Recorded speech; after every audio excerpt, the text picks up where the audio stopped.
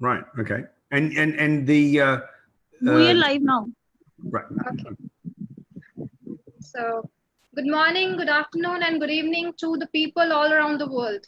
I'm Dr. Jasmine, and I welcome you all to Global Outreach Dental Webinar 2020. Today, we are back with another eminent speaker, and with tremendous pleasure, I would like to extend a cheerful welcome to Dr. Derek Mahony from Sydney. Thank you, sir, for joining us today. My pleasure. So, quickly going through his introduction. Dr. Derek Mahony is a world-renowned specialist orthodontist who has spoken to thousands of practitioners about the benefits of interceptive orthodontic treatment. He has been combining the fixed and functional appliances approach ever since. After completing his dental degree at the University of Sydney, Dr. Mahony proceeded to the United Kingdom, where he completed his master's degree in orthodontics at the Eastman Dental Hospital Institute of Dental Surgery, London. Further studies led to the successful completion of the diploma in orthodontics at the Royal College of Surgeons, Edinburgh. Dr. Mahony has also passed the Royal College of Dentists in Canada postgraduate examination in the field of orthodontics. He has passed examination leading to the postgraduate qualification in dentofacial orthopedics from the Royal College of Physicians and Surgeons in Glasgow.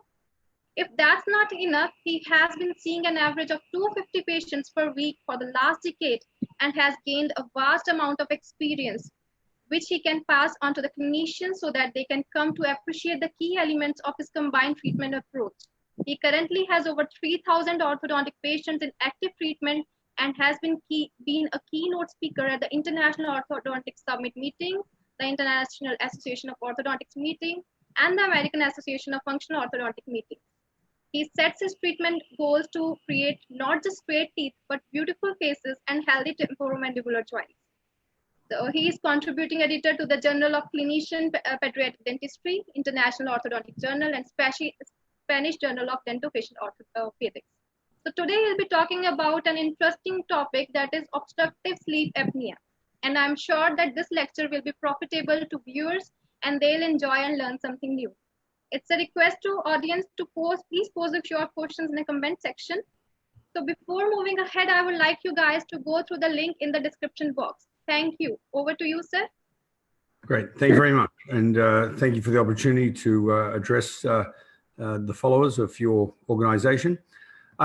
So what I'm really going to talk about tonight is my PhD research, which I did at the University of Barcelona, where I looked at children who were referred to me for orthodontic care. And we worked out whether there was a high percentage of these children who may have also had what's called sleep disordered breathing problems, which I'll describe in a minute. So my null hypothesis for the research was, number one, is there a correlation between sleep disordered breathing in children and the development of their malocclusion? And number two, what are the best ways to treat the malocclusion that would also help fix the sleep disordered breathing problems? And this puts a whole new twist on the way we as orthodontists may look at diagnosis and treatment planning, and also, most importantly, maybe what age we would want to see the patient. Now, I'm going to be mentioning a lot of papers during the talk, and I have a Dropbox which has all the slides from tonight's presentation, as well as all the references in a downloadable document. So if you want to get a copy of that, if you just send an email to that email, and my personal assistant then can share the Dropbox link with you, so you can read the papers that I'm going to reference. Okay. So let me just start by a definition of the spectrum of sleep disordered breathing. So most of you would know about obstructive sleep apnea, and that's when a patient either has partial obstruction of the airway, so the airway flow is reduced, or they stop breathing. And that's probably the more severe side of this spectrum. But in this spectrum, we also include mouth breathing, we include primary snoring without apnea, and we include upper airway resistance syndrome, which is basically if you're trying to breathe through your nose and there's some obstruction in the nose, then you have to work harder and have more respiratory effort to get that air in. So you don't have an apneic event, but you're working much harder than is normal. A bit like if I'm watching you drink water from a straw and I pinch the straw as you're drinking, then you can still drink, but it takes a lot more effort. So that's what the upper air resistance syndrome is described as. Now, something we can't fix as dentists is central apnea, but luckily that is a very small part of the overall syndrome. So what I want to talk about is the role that we have as dentists in the treatment of this disease. Now, there's multiple risk factors such as weight gain, such as anatomy of the jaw, such as obstructions of tonsils and adenoids, et cetera, et cetera. But what we've shown in our study is no single treatment is 100% effective. So if your child has large adenoids and you send them to an ear, nose, and throat doctor who removes the adenoids, that will improve the situation, but it won't 100% fix it. And this is why we need to understand that this condition doesn't have just one treatment modality.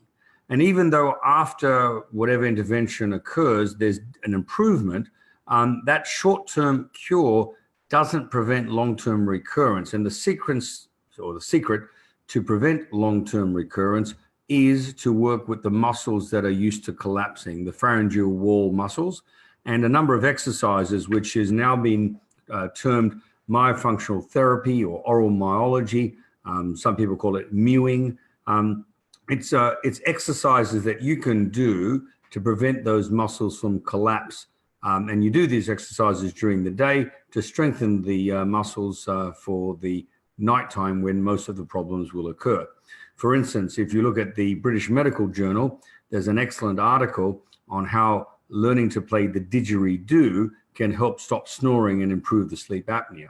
And there's another article that describes the use of double reed wind instruments as another method of strengthening these muscles. And they've looked at people who play these instruments in a professional orchestra to realize that they're the ones that didn't suffer from airway sleep-related problems when the others did. And the null hypothesis was it was the constant use of these muscles.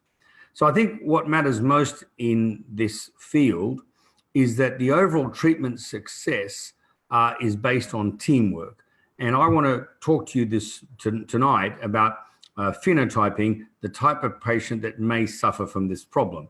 It's going to be that child who is not doing well at school, who's hyperactive, who may wet their bed, who grinds their teeth at night, who has venous pooling under their eyes, whose parents say they snore at nighttime, who has an undeveloped lower jaw, a narrow maxilla, maybe a combination of both.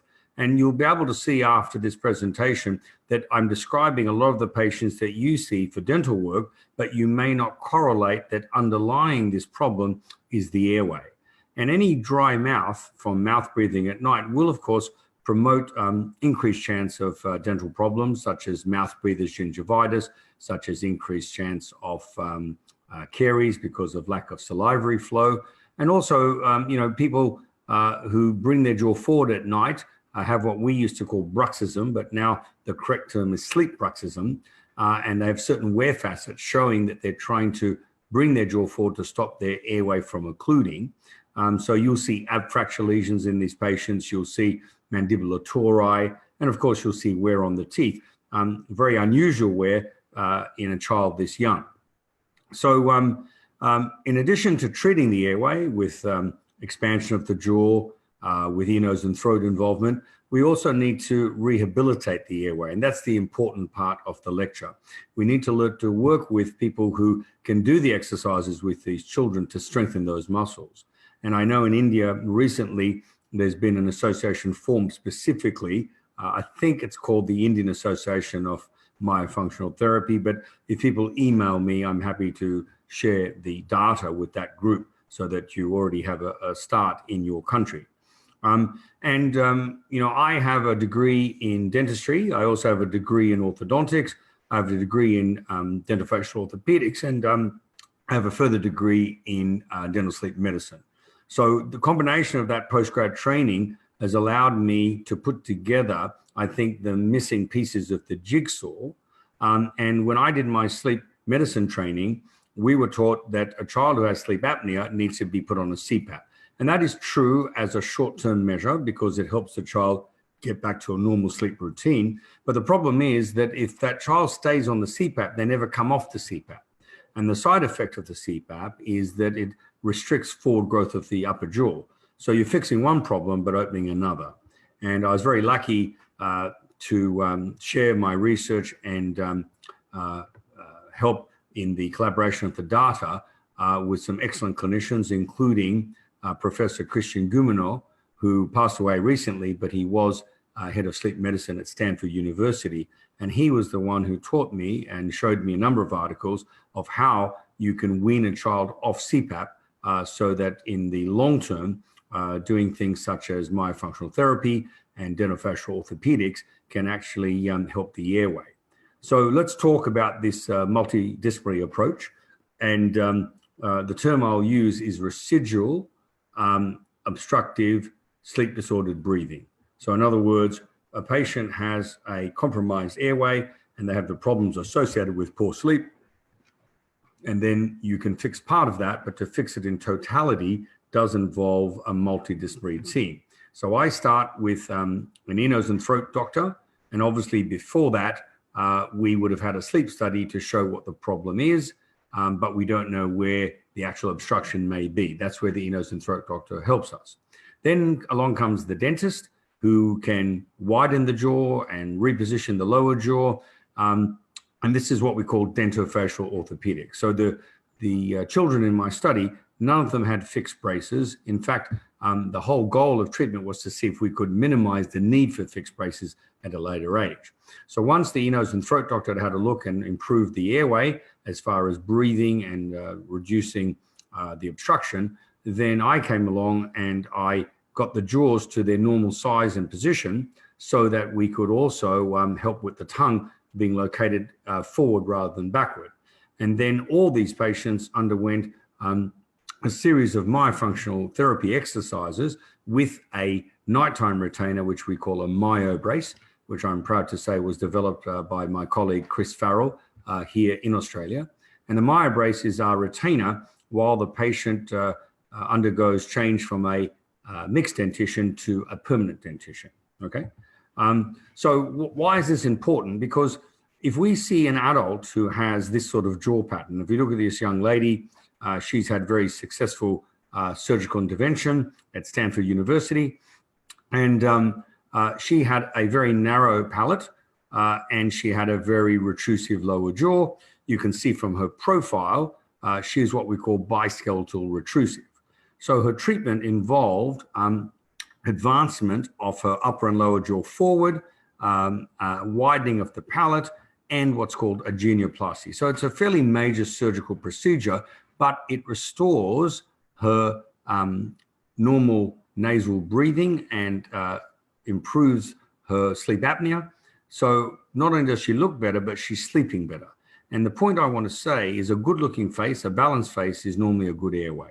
Whereas converse to that, someone who has a class 2 jaw or has a narrow maxilla or a combination of both are going to have more chance of having obstruction either in the nasopharynx or the velopharynx or the oropharynx. And we as general dentists can pick this up early so that we can help modify the breathing and change the structure of the jaw so craniofacial growth goes back to normal. And that way we can prevent these children from needing such major orthodontic surgery. So my thesis is still in print with the University Press, but we have published a number of papers already, which I'll share with you.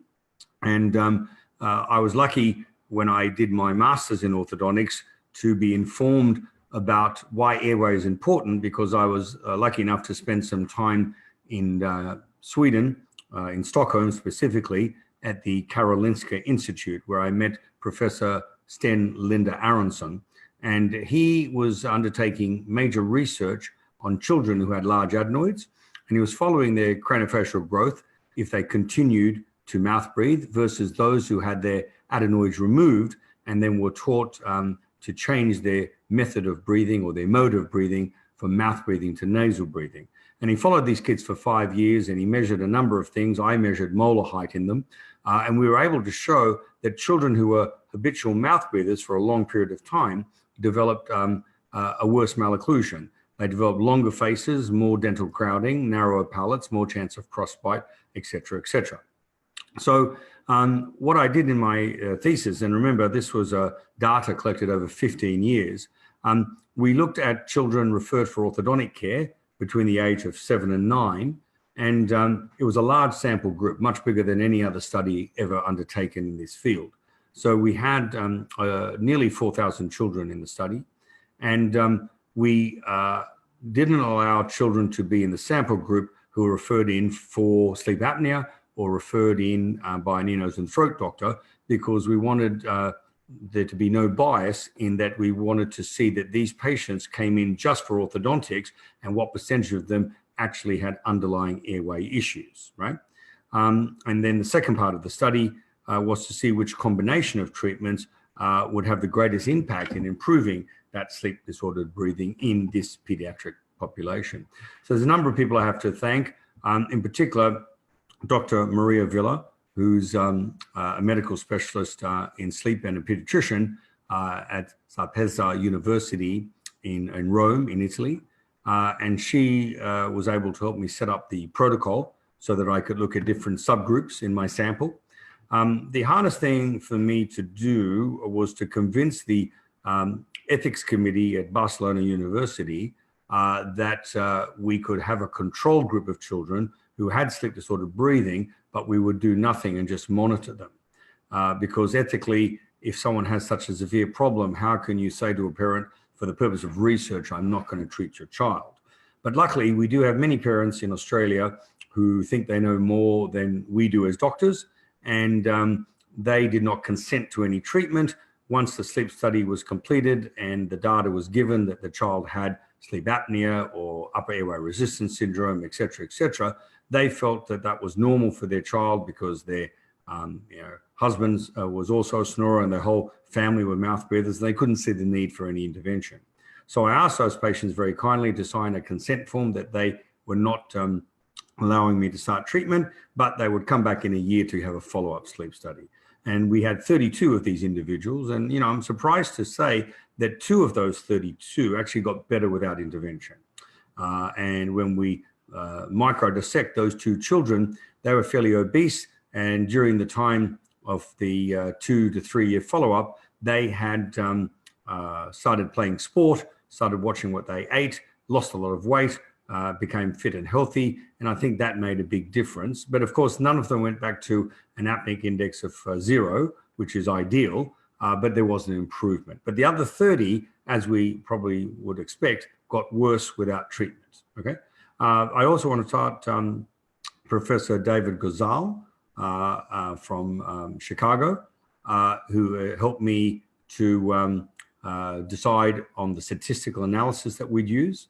And David Gozal was one of the first people in the world to link sleep disordered breathing problems in children with their cognitive performance at school, including dropping certain IQ points during the formative years because they were not getting enough oxygenation during their sleep. And this is very, very important for us to pick up. Now, what happens after one of these lectures, I get hundreds of emails from dentists who now realize that their own child has this problem, and now they take it very seriously. And if you look at my data, you'll see over 90% of that near 4,000 sample group actually had sleep disordered breathing problems. So the next time you have a child who presents with malocclusion, maybe ask certain questions such as, does your child snore? Do they grind their teeth? What's their sleep like? What's their concentration like at school? And finally, give them what's called a Bears questionnaire. And a Bears questionnaire is not going to cost you anything. I have the actual Word document in my downloads. And if you give it to every parent whose child comes in with a malocclusion and they fill it out and the index shows a high likelihood of them having sleep disordered breathing, then you may consider a sleep study. Now, I'm not sure of the medical climate in India and how easy it is for patients to get access to a sleep study. But if you can't do that, the next best thing is to do a pulse oximetry overnight test. And the cost of a machine is less than $100. So I'll share both of that data with you. So, as I said, we're looking at children who have decreased neural tone. Many of them have obstruction in the form of adenoids, tonsils, a reduced Mallampati index, a uvula that's red and edematous, a long soft palate, lots of these things. As I said, they could also have increased BMI. But the thing that no one had really linked, other than all the things I'm showing on the slide, is whether or not their malocclusion was a contributing factor. And what we were able to show that absolutely it was. So again, let's look at this definition. Obstructive sleep disordered breathing is a subdivision of a number of clinical entities. Now, this is an old slide. The newer data now includes number 5 of these 4, and that would be pure mouth breathing, right? So if you're a mouth breather or a primary snorer or suffer from upper airway resistance syndrome, or go to the more serious obstructive hyperventilation and then the obstructive sleep apnea, these are the children who will have fragmented disruptive sleep, will not be concentrating well, and the malocclusion could be contributing to the problem. So let's look at some interesting facts about children. And I thank Dr. Ghazal for this information. And if you were to Google his name, Gozal, you'll find literally hundreds of papers where he's looked at cognitive performance, behavior in children who have sleep disordered breathing. So you may be surprised to know that a child who snores, right, as a primary snorer, nothing else, is 4 times more likely to be in the bottom 25% of the class.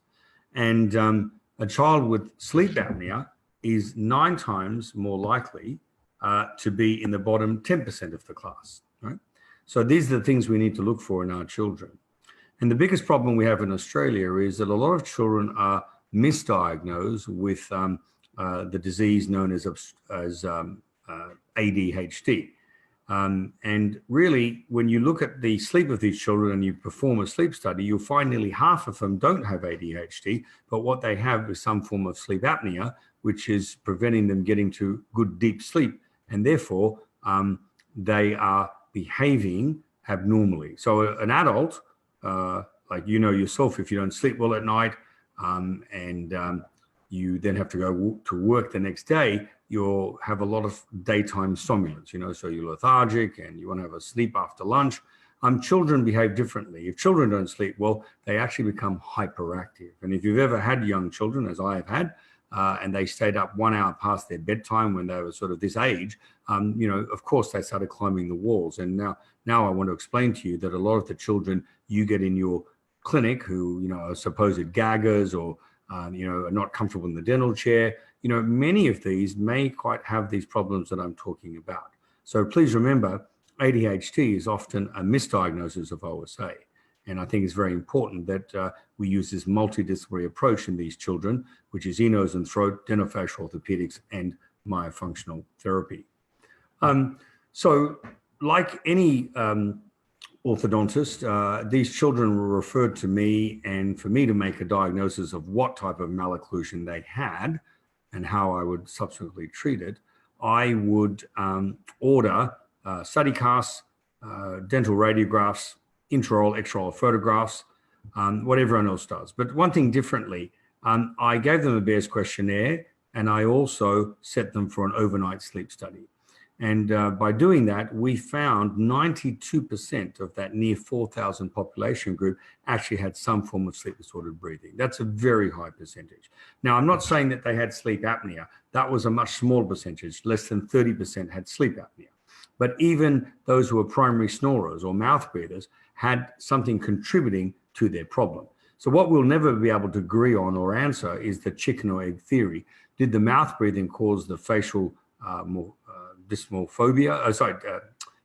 Did the mouth breathing lead to the craniofacial abnormality, or was it the craniofacial abnormality that led to the airway, right? And I think there's two ways of looking at that. But whether you agree with theory A or B, the child has a problem and you need to be part of the team to fix that problem. And straightening someone's 4 incisors when they're 9 just to make them look more attractive is really not doing justice when there's a 92% chance that that child may have an underlying problem that you're not addressing, all right? So start by giving all your pediatric population at their next consultation or even by email a Bears screening form. And the Bears screening form, if you look at this reference from a sleep journal, is a very evidence-based clinical guide for children who have these sleep problems. And from that Bears questionnaire, it's almost like throwing out the net and seeing what percentage of your patients have a higher risk factor and may need closer examination, both intraorally and with a follow-up sleep study. Right?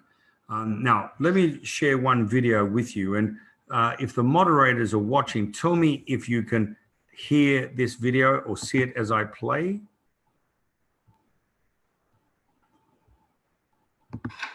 So this is a patient who is about to put on a pulse oximeter, which is a relatively low-cost method of determining whether they are getting oxygen desaturation. So he's an adult, but you can get versions of these for children. They just have the smaller cannula for the finger and different chest straps. So this man, he actually has severe sleep apnea, and he doesn't know that, but when he comes home from work and he sits in front of the TV, within minutes he falls asleep, right? And that's one of the questions we ask in the Epworth Sleep Scale, which we use for adults. So different sleep questionnaire for adults versus children. And if your group like this lecture, maybe next time you invite me to speak, I can talk about my knowledge of adults, but the treatment is totally different. The diagnosis is different. An adult who has an apneic index of 5 to 7 episodes per hour is deemed normal, whereas a child, 0 is normal, and even 1 is considered a problem. So anyway, he currently has normal oxygen saturation and normal heart rate. Watch what happens as he starts falling asleep and starts to snore.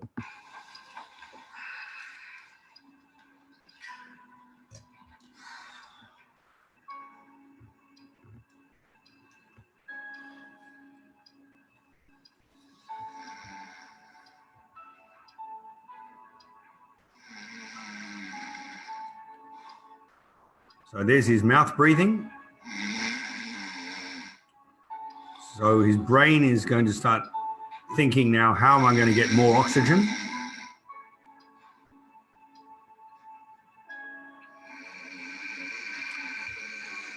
His heart rate will have to work harder to keep his airway from collapsing. And suddenly he's going to stop breathing, and that will be his apnea. Now look what the signal is going back to the brain. Look how low his oxygen is. If he was in a hospital right now, he'd be put on oxygen supplementation, maybe even in a hyperbaric medicine unit. And his heart rate, the heart should be resting at night, it's working overtime. He's running a marathon in his sleep. No wonder these patients also have increased cardiovascular problems.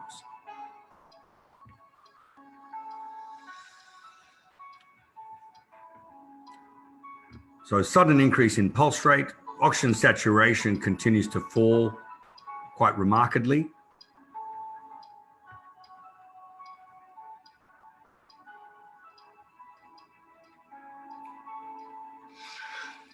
There's his apnea. Now oxygen is starting to increase because he's awake. Now he may not remember this, and he may be doing this 30 times per hour. So no wonder he's not getting a good night's rest. No wonder he has other medical health issues. And this is what you'll see in children. So a simple machine for less than $100 can allow you to get that data. But please remember that is not by any means a sleep study. That is just a guide, as is the Bears questionnaire, that the child needs a sleep study. Having said that, I can share papers with you that show over 80% accuracy and correlation between that data for the child and a sleep study. So if you're in parts of India where you may not get access to a proper hospital-based study, that overnight home evaluation is very, very good. So getting back to my study, we assign patients into a number of groups, those who only had ear, nose, and throat intervention, and those who had ear, nose, and throat, and then myofunctional therapy, those who had ear, nose, and throat, and then orthopedics only with me, those who had ear, nose, and throat, orthopedics with me, and then myofunctional therapy. Of course, we had a control group, and only recently, thanks to Maria Villa, we've been able to compare it to another subset of patients, and they were patients who had ear, nose, and throat intervention and only a myobrace. So in other words, they had no myofunctional therapy per se, but they were able to have intervention just in one subset. And I didn't have that in my study because all my patients actually went and saw the ear, nose, and throat doctor. But if you look at group 2, they had myofunctional therapy and a myobrace at night. And what we're saying is, if we look at group 6, it sounds very similar, but the difference is they did not have ear, nose, and throat involvement. So I'm sorry, there's a bit of a typo in that slide. So we had the sleep studies. We then looked at the results, and we looked at the subset of children who ended up with complete resolution of their sleep disordered breathing problems. And we realized that they were the group that had the multidisciplinary care. So what I'd like you to consider doing when you are examining a child, I mean, this is most important to orthodontists because we're going to get the more severe malocclusions coming to us. And I would like to, at this stage, share with you a paper, one of the many papers, but probably the best guide. And I'm happy to send anyone who emails me a copy of this white paper. It was published last year by the American Association of Orthodontists with a lot of good research behind it. And it linked the role of the orthodontist and / the general dentist who does orthodontics with sleep apnea. So it divides the paper into an overview of what sleep apnea is, and then subdivides it into adult problems, including their etiology, their risk factors, how you diagnose them, and of course, what would be your role in treating them. And that could be a lecture for another day. But what I'm interested in, what my passion is, of course, is the children. So when we go to the second part of this excellent paper, where they finish the managing and follow-up of adults, we look at pediatric OSA, i.e. the population under 18. And again, we look at the etiology and the risk factors, such as obesity, such as narrow palates, class 2 jaws, et cetera, et cetera. How do we diagnose? Well, they talk there again about a full PSG, which is a hospital-based sleep study, but they also talk about measuring the oxygen saturation, which is the video I just showed you. Prevalence, based on their data, depends on which paper you read. Snoring on its own could be 6%, but OSA was a much lower figure than what we came up with because they did not specifically look at all the forms of sleep disordered breathing. Then they talk about the role of the orthodontist, and in that regard, they discuss very much the problems or the treatments associated with arch development, with mandibular repositioning, sometimes with a combination of both upper and lower jaws being brought forward. So I think if you're going to read one paper as a summary, I would really like you to read this paper, because if you look at the recommendations, what I would call the 10 commandments at the end, and then it gives you an action plan. And the action plan is, what age can you detect OSA in a child? If you don't treat a child, does it worsen into adulthood? And it talks about education, which I'm sure you're interested in just simply because you're listening to this lecture. Fantastic literature. If you to go into that journal request form, that currently has over 4,000 articles. It's huge. I will share with you my 500 papers, not the ones I published, but the ones that I've read for my PhD. And in that appendix, you have the Epworth Sleep Scale, which is really good for adults. You have the pediatric sleep questionnaire that I've discussed already. It's the best document ever. So please, after this, if this lecture is of interest to you and you think you want to learn more, a good start is by reading that white paper cover to cover, possibly a number of times.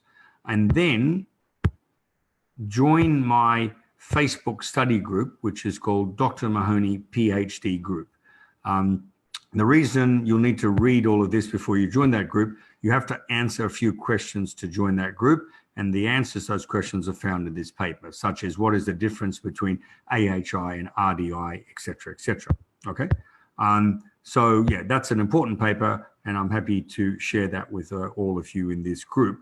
But getting back to why it's important for a proper clinical protocol to help in diagnosis, because we know that over 80% of the kids who have this disorder remain undiagnosed, right?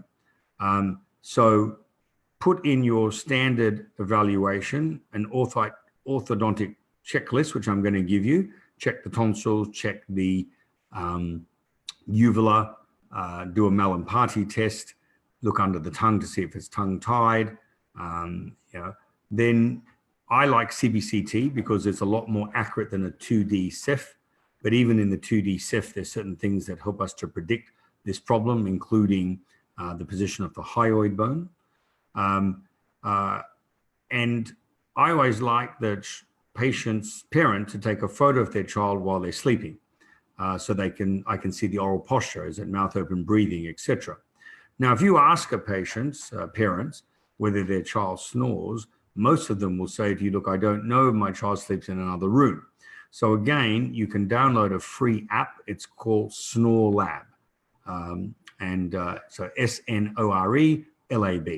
And that can be on any smartphone, and you put it next to the child, and it's very accurate in picking up labored breathing, snoring. So again, I get my parents to take a photo of their child sleeping so I can look at their posture and their mouth open posture if need be.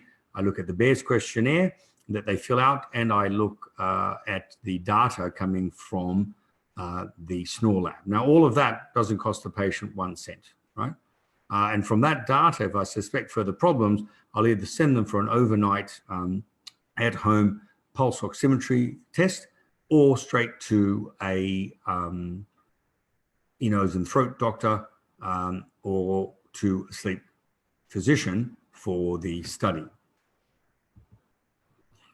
Now, remember, after every intervention, and for my nose and throat intervention, it could have included nasal sprays and reduction of the turbinates, could have included reduction of a tongue tie, because that affects the posture of the tongue and leads to narrowing of the airway.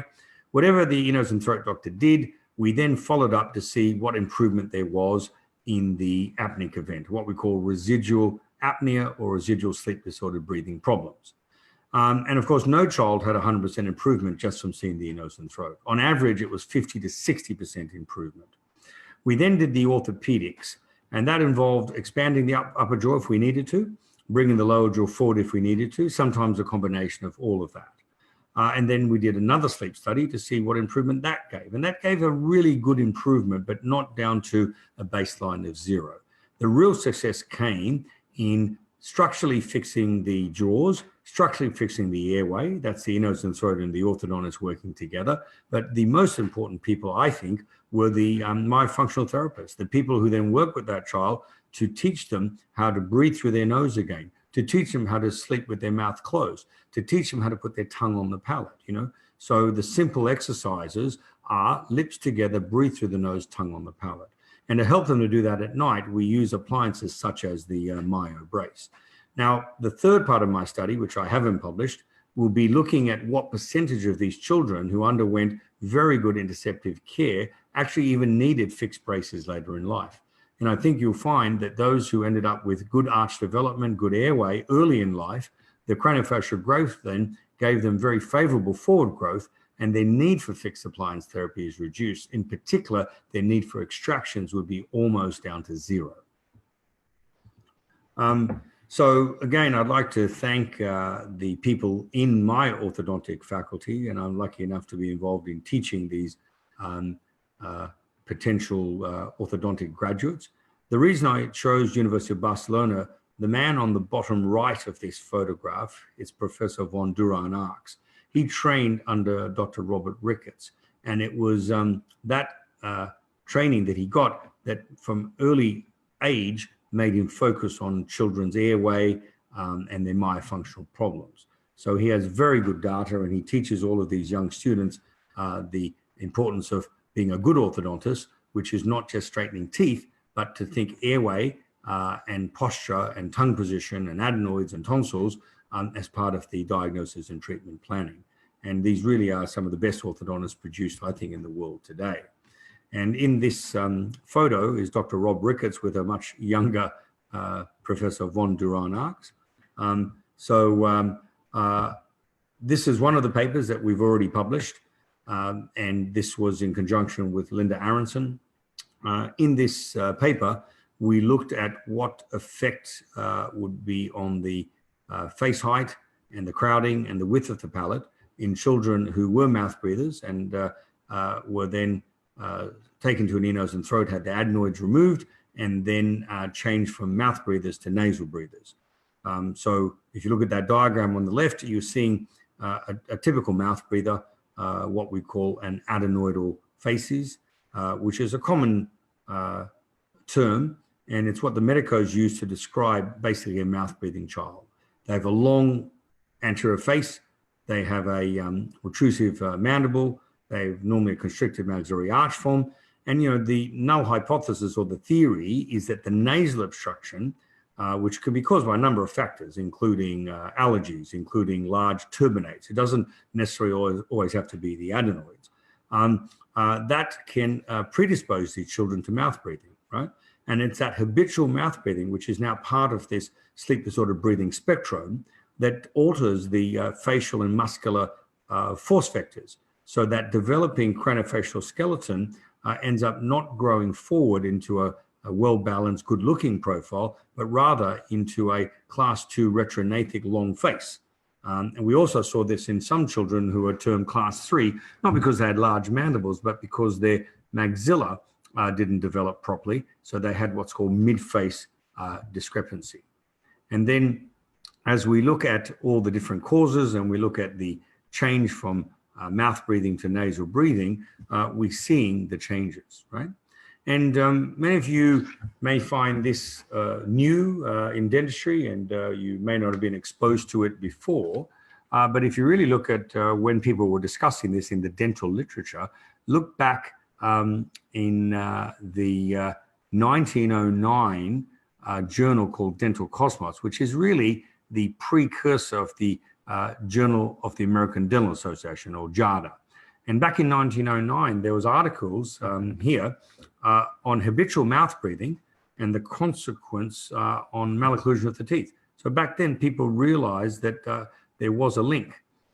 They talk about nasal obstruction and mouth breathing and how it affects the development of the dentition. And they go on to say that if we're going to work closely with our medical colleagues, probably the closest link we'll have between doctors and dentists is the link associated with nasal breathing, so ear, nose, and throat, and orthodontia, so rhinology and orthodontia. In this paper by Dr. DeLong, he goes on to say that signs of mouth breathing include a recessive chin, the roof of the mouth being high, the dental arches being more constricted and therefore more crowding. But look at the big one. Teachers will accuse these children of being inattentive at school. And this is back in 1909. And that's exactly what Ghazal has shown in excellent studies. So it's not just about the way the child looks. It's not about their teeth. It's, I think, their airway and their sleep and their performance at school. And look at this paper by Dr. Baumann, same era, 1909, talking about possible brain development being retarded. Well, if you're not getting oxygen, like our friend we saw in the video, of course, that will be a problem. So what is the solution? Well, here they're talking about developing the upper jaw, jumping the bite, as they called it back then, or bringing the lower jaw forward. So, you know, very interesting that there's so much in the literature. This is a paper published in a pediatric ear, nose, and throat journal. Now, remember, those who are watching tonight, if you're interested in this topic, please read the AAO white paper, but then I will send you all the papers that I had read and dissected from the point of view of evidence base that dealt with the link between malocclusion, between breathing, between craniofacial growth and development, et cetera, et cetera. This is one of the papers. And in this paper, which was published, as I said, in the International Journal of Pediatric Ear, Nose, and Throat, they looked at the airway, pharyngeal airway, in 3-dimension. And again, they compared subsets of mouth-breathing children versus nasal breathers. And, you know, no surprise to learn that from that CBCT evaluation, the pharyngeal airway dimensions were much greater in the nasal breathers than the mouth breathers. And that's why it's important as early as we can to change that method of respiration. And that's what you'll see in the paper I published with Linda Aronson in the Australian Orthodontic Journal. So let's look at these two patients. The girl on the left is a good age for doing the treatment I'm talking about. The boy on the right is missed the boat. Now, the boy on the right is 14. And people say, well, at 14, there's still growth remaining. Yes, there is of standing height, but not of craniofacial. Babies are born with large heads because their craniofacial growth is well ahead of their standing height. So I have no ability to influence his craniofacial growth at 14. And the sad thing is that when I went to orthodontic school, the patients referred to me and the patients we treated and the method we were taught was treating children when they had permanent dentition. What I now learn, thanks to people such as Linda Aronson and Maria Villa, is that it's too late to help that child at that age of 13, 14, known as the orthodontic age. Really, the girl on the left is in a perfect age for me to develop her upper jaw and help her lower jaw catch up with forward growth. And there's various appliances we use for that, which will not be the subject of tonight's lecture, but if those who are interested, I will talk about the expanders we use in the palate, which don't get in the way of the tongue, so the tongue can still elevate as we expand. The appliances that bring the jaw forward that are minimal acrylic, so again, they don't encroach on the oral volume. So, you know, all my appliances preserve oral volume to help my myofunctional therapist to retrain those muscles and put the tongue in the right position. You know, so what we're saying is a child may have a collapsed nasal valve. And if he does, then that in itself will elicit a mouth breathing habit. Or they may have allergies causing the inferior turbinates, which I'm showing here, to enlarge. Or they may have adenoids, which are basically nasopharyngeal tonsils that block that part of the airway. And then when the air can pass through the nose adequately and go down to the lung, possibly the position of the maxilla and the soft palate could be influencing the obstruction. And in that regard, we talk about the velopharyngeal airway. Now, you as dentists should be really looking well at the oropharynx to look at the Malin party, look at the adenoids, see whether there's scalloping of the tongue, whether they're tongue-tied, et cetera, et cetera. and I'll give you a checklist after this presentation of what you will see on a CBCT and what you will see clinically to help you in your correct diagnosis of these problems. But remember, at the upper level, which is where ear, nose, and throat doctors get involved, which is the top part of this diagram, we're looking at the nasal cavity, the nasopharynx. We're looking at possible septal deviations, collapsed nasal valve, increased turbinates, and adenoidal hypertrophy. As dentists, we look more in the oral cavity, in the oropharynx, and there you'll see things such as elongation of the soft palate and the uvula. You'll see the large tonsils. You might see the large tongue with the scalloping. You'll see a retrognathia of the lower jaw. You'll see that you'll have vertical rugae of the posterior pharyngeal wall. And then again, the hypopharynx and the larynx are beyond our scope of practice, but still part of the involvement with the ear, nose, and throat doctor. So what I do is I use devices such as ryometry, and there's another machine that you can buy for less than $50, which is called a peak flow valve. And basically put it on the child's nose, you get them to breathe in quickly, and you can measure what volume of air is going through the nose, again, as a guide. But this is more accurate because I can see where the airflow is reduced, and that with the CBCT really helps me to work with the ear, nose, and throat to improve that. When we look at the areas below the palate, you can see again, we can use something like a pharyngometer to see where obstruction occurs. So the goal of your new focus in airway is to help to diagnose the obstruction in these children that is leading to this concept called craniofacial respiratory complex, or what used to be known in the old days as the adenoid facies. And trying to avoid, if we can, these children developing a worse malocclusion, and then as adults having to treat them like this lady has been treated with a bimaxillary advancement osteotomy, which definitely works, but it's a big surgery. And if we can avoid that surgery, why wouldn't we try that? So my pediatric colleague in Chicago is Dr. Kevin Boyd. He works at Chicago Children's Hospital, and he has been instrumental in identifying the malocclusion types that correlate with poor sleep in these children. And we both coined the term class 4 malocclusion. So we all know about Angle's class 1, 2, and 3, but what is a class 4? Well, a class 4 is a kid who inherits the retrognathia of the class 3, that's the maxilla being too back, the retrognathia of the class 2, which is the mandible being too far back, and has increased lower face height. So what we call a biskeletal retrusive long face. And in all those kids, we are picking up the worst in the airway. Another series of papers here that makes you understand that if you do a biskeletal surgical advancement, your success rate can be up to 100%. So if it works in adults, why wouldn't it work in children? And why would you wait and let a child suffer and not reach their performance best, only to be told when they're a late teen or a young adult that their problem has been misdiagnosed and now they're going to need a major surgery or be stuck on a CPAP for the rest of their life? Because a BIMAX advancement, which is a Stanford protocol, brings the jaws away from the pharyngeal wall. So you can look at this diagram, see how narrow the airway is in this patient, and then look after surgery where the maxilla and the mandible are brought forward, plus there's been a procedure which helps the hyoid bone and the advancement genioplasty, and the big change in that airway. And if we look at that lady's face, she also has that classical adenoidal face. She is class 2, narrow palate, high angle.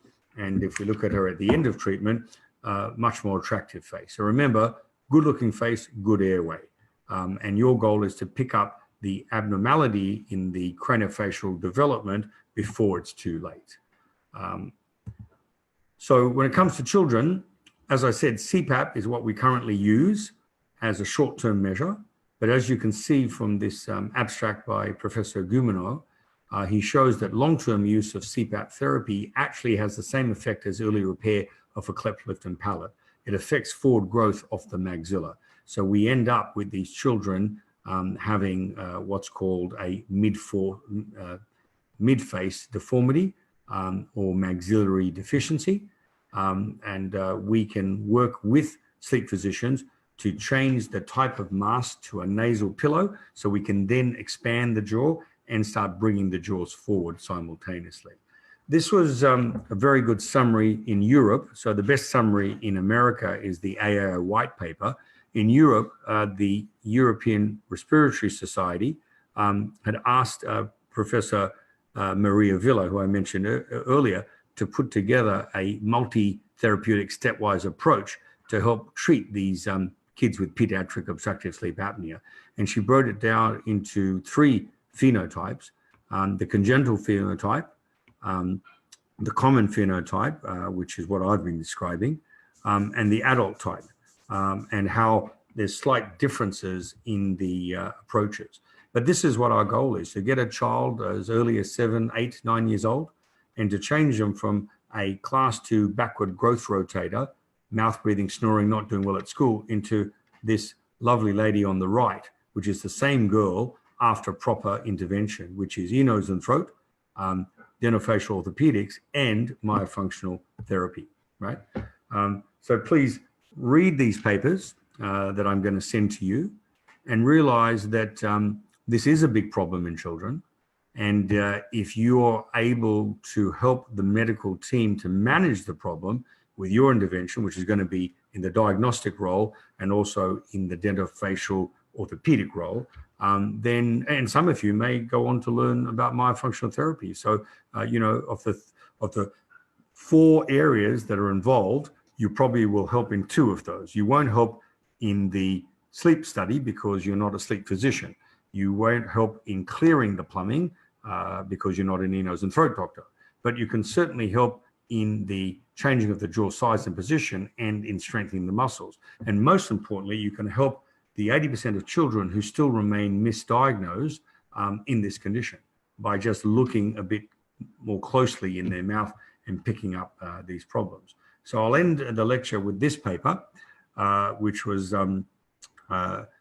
published in India, because I know that my audience tonight is in. This is from a, excuse me if I'm saying this incorrectly, but the Department of Oral Medicine and Radiology in the Apnea Institute of Dental Sciences and Research in Hyderabad.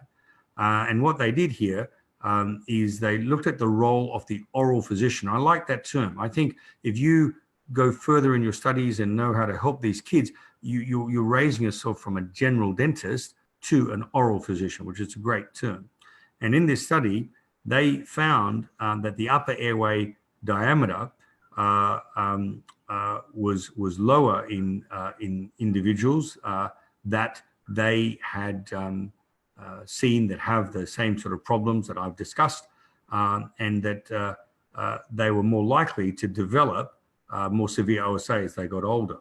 So the conclusion of the paper is dentists play a vital role in diagnosing patients at high risk of OSA through their clinical exam, through their risk factor analysis, such as Bayer's questionnaire, and from simple cephalometric analysis. Now, I haven't had time to cover the cephalometric analysis, but maybe we'll do that another time. But certainly a lot of the papers I'll give you will explain what to look for. Okay, so I said I'd speak for an hour. It's an hour now. Do we have time for questions and answers, or are you happy for the doctors just to email me, Dr. Jasmine? Sir, we have time for questionnaire. We have got 2 to 3 questions. Okay. Do you want to read the questions out, or? Yeah, I'll read.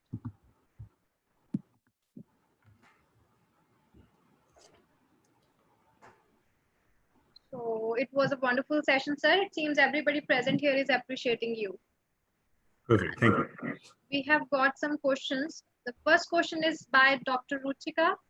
She asked, is there any difference between sleep apnea and obstructive sleep apnea? Yeah, because sleep apnea could also include centrally mediated sleep apnea, right? Now, we can't help a kid who has centrally mediated sleep apnea because that's a neurological condition, you know? So the brain, for some reason, doesn't send the right feedback back to the muscles to function correctly. Yeah, so not all sleep apnea is obstructive sleep apnea, but the apnea that we would get involved in as dentists would be the apnea related to a obstruction of the airway. Yeah. Perfect. Then second question is asked by Dr. Bhavika. She asked, what is the best treatment of choice for the adults? So for adults, the best treatment is what I mentioned, which is a biskeletal advancement osteotomy, right? So it's called an MMA. That by far gets the best results. If a patient doesn't want to undertake that, unfortunately, the next best treatment is a lifetime use of CPAP machine, right?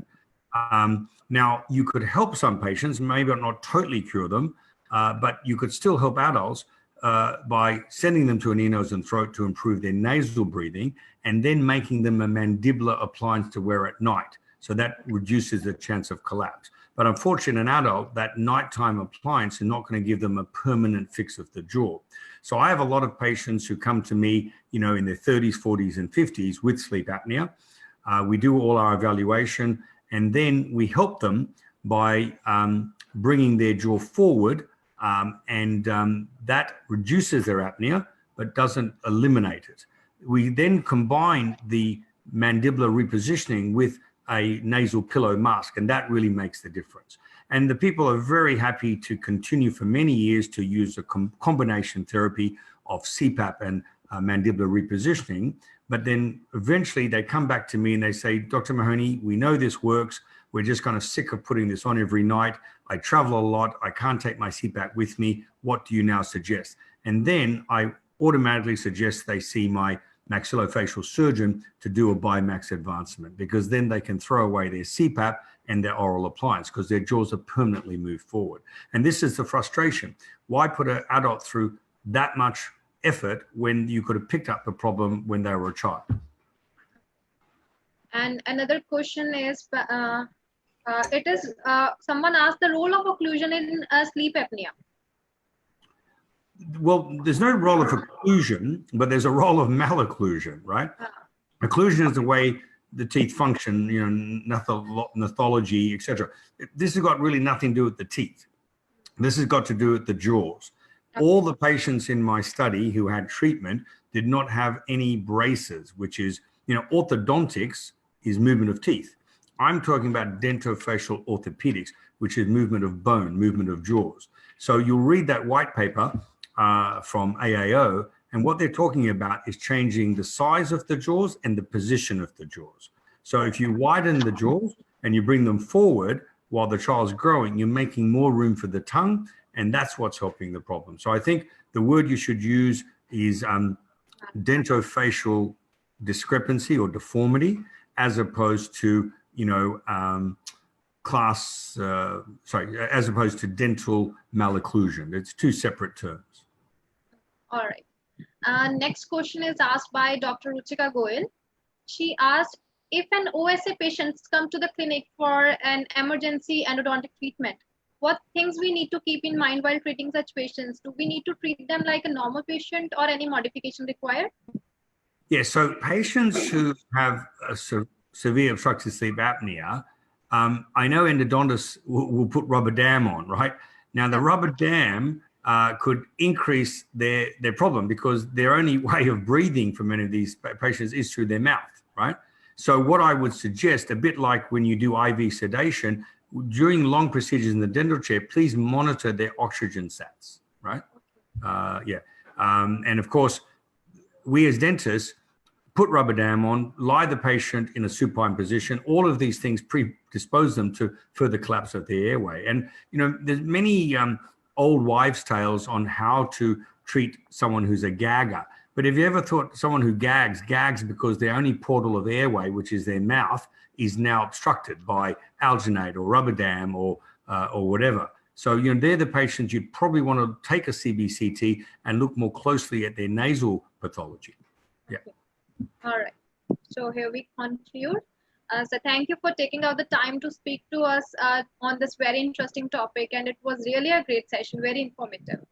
Perfect. And thank you for the invitation. Maybe you could liaise with my PA in future. We could have a discussion purely on adult diagnosis and treatment, because I think the future of dentistry, is really going to be an understanding of how we can help our patients in their sleep and in their breathing, not just in how good their teeth and gums are. Okay? Yeah, sure. Sure. Okay. Thank you very much. Thank you, sir. So we'll be back with the next session tomorrow. For more information, visit the link in the description box. Till then, stay tuned. Thank you.